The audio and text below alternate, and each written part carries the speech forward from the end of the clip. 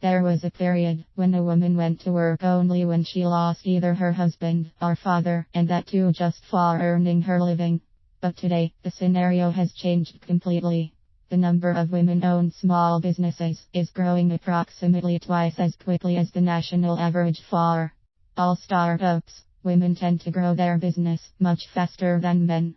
Even though statistics say that women, as entrepreneurs, are slow at decision making when compared to their male counterparts, the average turnover achieved by female entrepreneurs is higher than that of male entrepreneurs.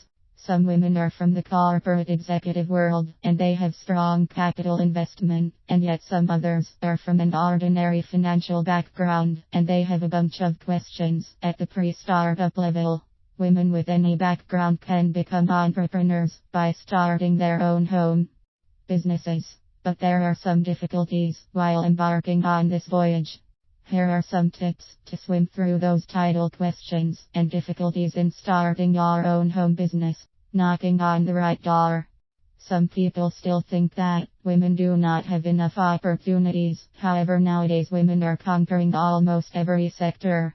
If there are some fields in which you really are an expert, then give it no further thought. But when you don't, then more often than not, it is total mayhem.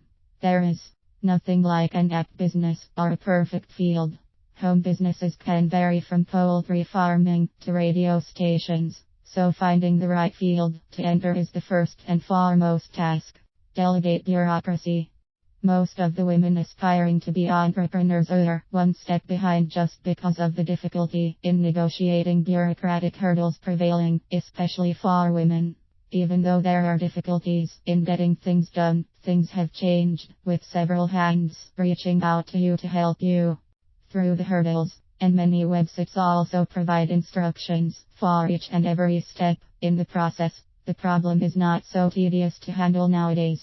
Capitalizing.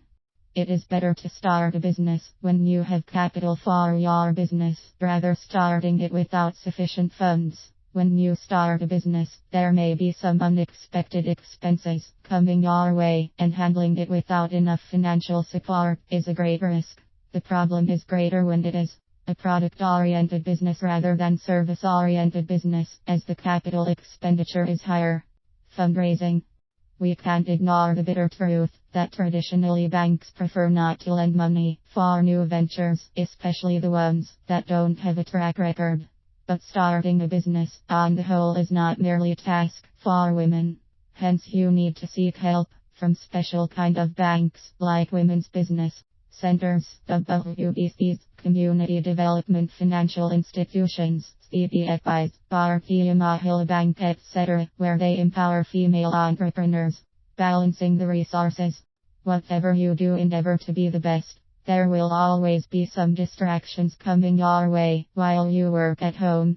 Always commit to success. Make a commitment to yourself that you are serious about your business. Be disciplined about your work ethics, and then set up a business-like work environment. You should have a dedicated space for your home-based business. Your computer should be used primarily for business only, and not for any other domestic purpose.